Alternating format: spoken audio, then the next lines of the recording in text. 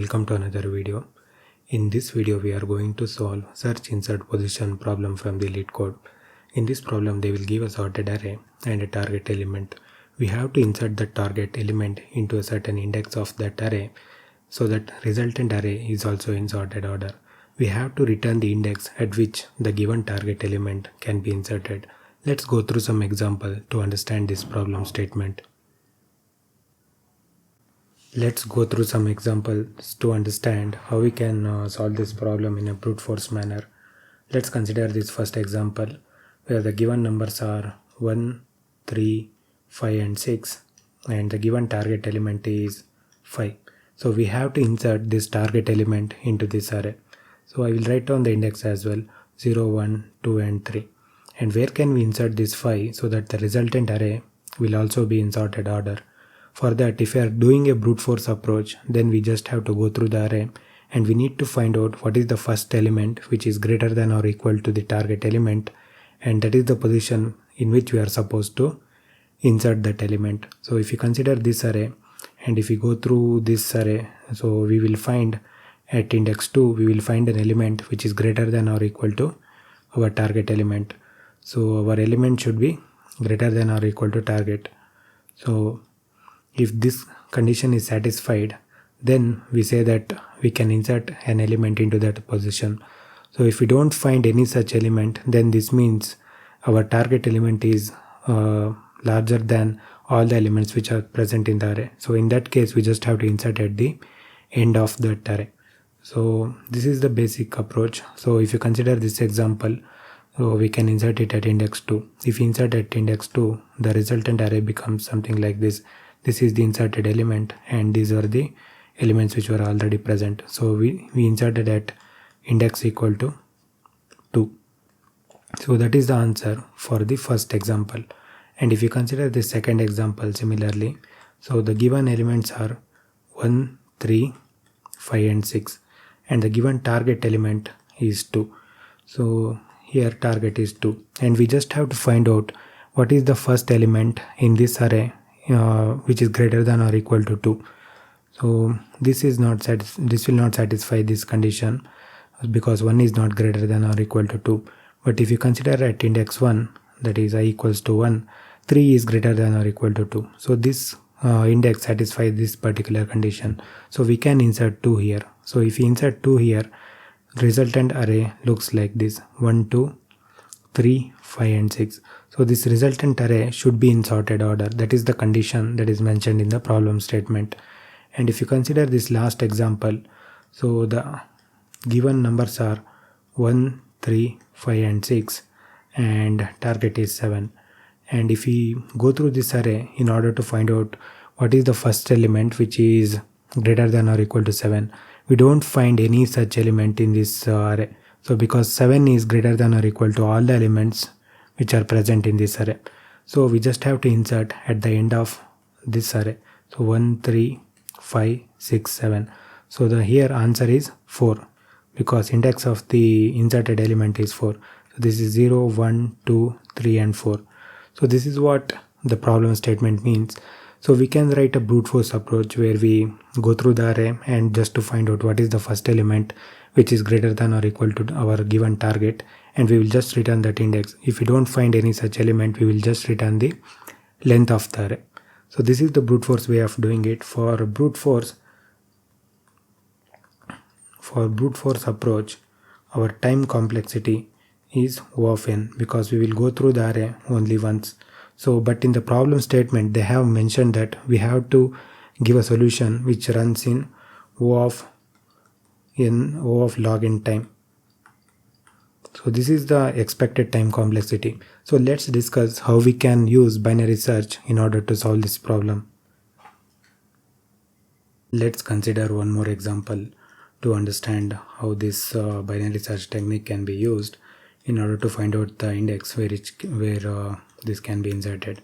So let's say we have this array given numbers and we have given a target. Let's say target is 3, and what we are going to do is we are going to compute the mid. So I will write the index as well for this array: 0, 1, 2, 3, 4 5, 6, 7, 8, 9.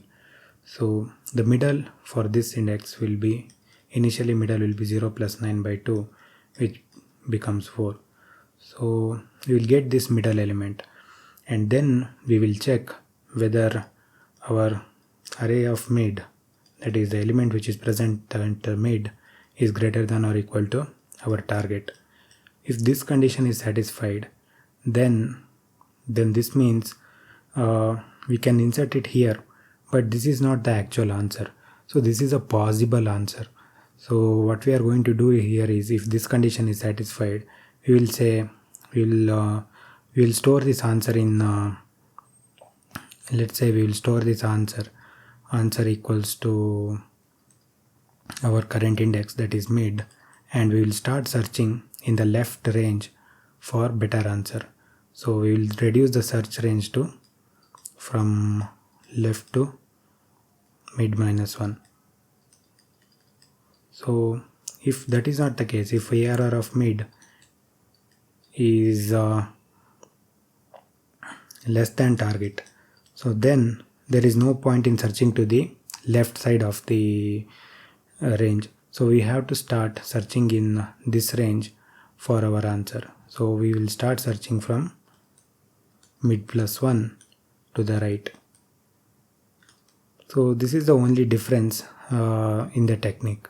Let's code this solution, implement the same solution that we have discussed here.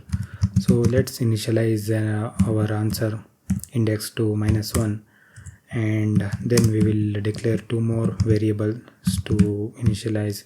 We will initialize the left variable to 0 and right variable to nums.size -1. So that is the last index of the given nums. And after this, we will start the binary search approach in order to find out what is the first element which is greater than or equal to our target. So while left is less than or equal to right, then we have a valid range. Then we will compute the mid. So while computing the mid, we have to take care of integer overflow. So for that, I'm using this different approach, which after if we simplify this statement, it becomes left plus right by 2. I'm taking this approach in order to avoid integer overflow. So once we have the middle element, then we can check if our nums of mid, so that is the element which is present at the index mid, if this element itself is greater than or equal to target, then it is possible that it is a possible answer. So we are going to store it in our answer, but there can be better answer to the left of that range. Consider some example where the middle element is greater than or equal to target. So there is a possibility that the elements which are present to the left of the mid can also be greater than or equal to target. So we have to start searching for better answer in that left to mid -1 range. So we are going to change right to mid -1. If that is not the case, what we are going to do is, there is no point in searching to the left. So we are going to bring the left boundary to mid +1.